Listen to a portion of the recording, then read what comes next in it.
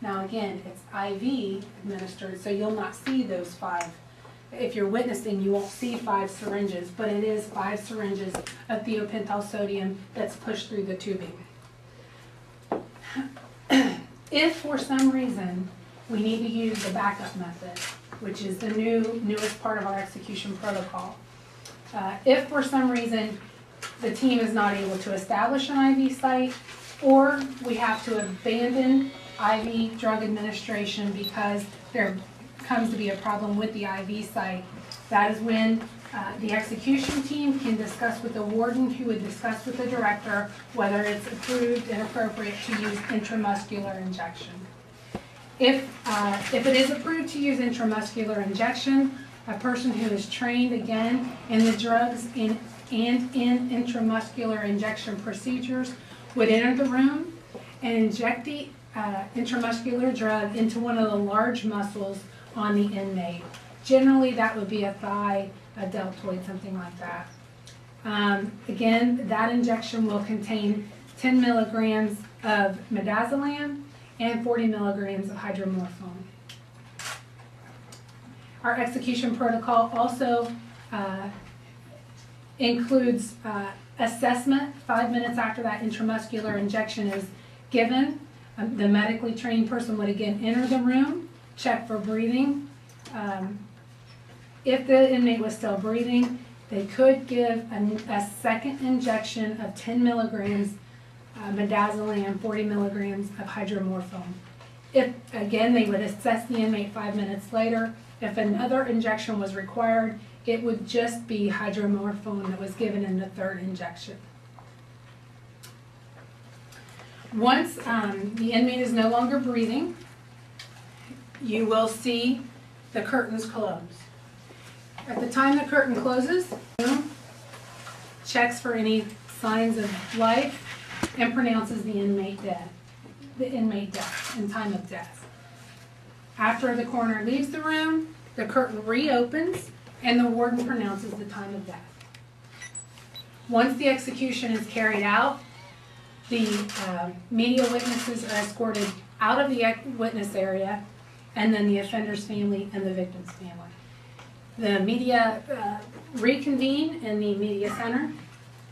The pool reporters brief the other media outlets who are present on what they observed during the execution. We also let the victim's family and the offender's family know that they are permitted to come into the media center if they want to offer a statement to the media outlets that are assembled. That is, however, at their discretion. Some choose to do so, many do not.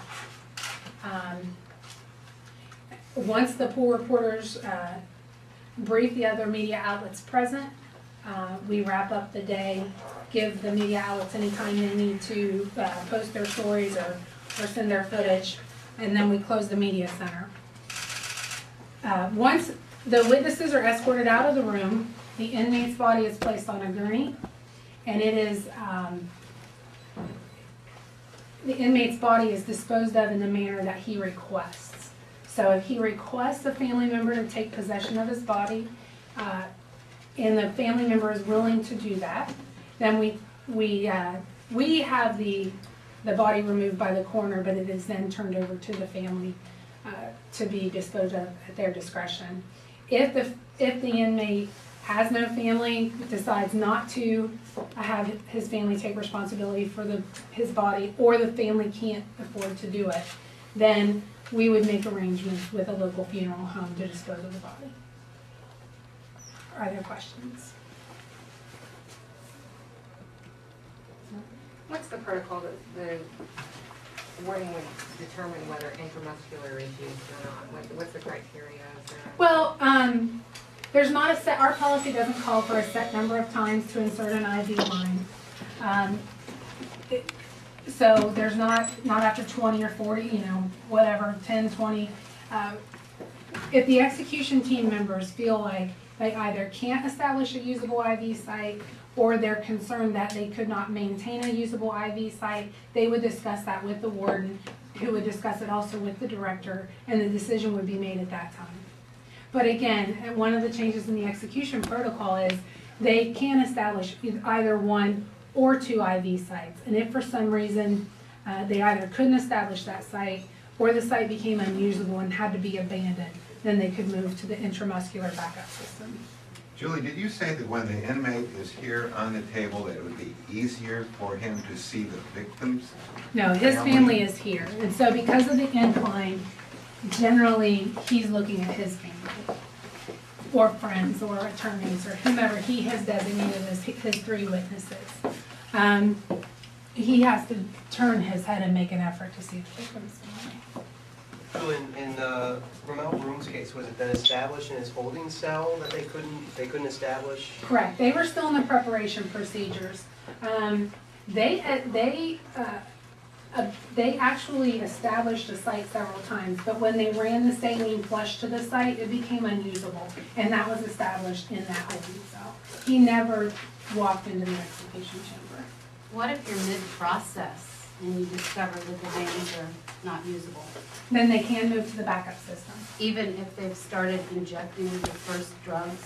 Yes.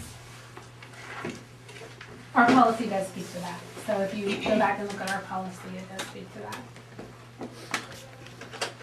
Other questions? Families are kept separate, They are kept separate, and we do so ask. they leave separately. I mean, that Correct. door doesn't They're open. Well, that door remains open because the media witnesses who are present are able to walk from one side to the other. But I'm in the room, Larry Green's in the room, and so we ask that while the families are in the room, they remain seated and be very respectful of the other witnesses who are present. So we stand in there and make sure there's no crossing.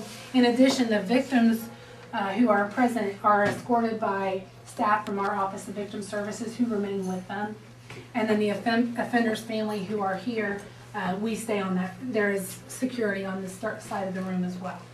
The team members who administer the IVs, you said that they were trained and qualified? Yes, they have Can you be a little more elaborate on that? In what manner? Yeah, they receive training, but they also have to be medically trained and have at least 1 year of experience as a paramedic, EMT, medical assistant, military corpsman, one of those areas. Is a physician a member of the execution team No. as well? No. No. The execution team is made up of at least 12 people who are selected by the warden to fulfill the responsibilities they are assigned to in the execution team. But anyone who's involved in administering the drugs or establishing the IV sites have to be trained and qualified to do that under the law. The execution, the victim's family actually assembles at the Highway Patrol Post here locally, and they're brought to the institution at a time that we determine, because the offender's family can start coming at 6 o'clock in the morning to actually do those last visitations with the offender. And so we take great effort to keep them separate. Any other questions?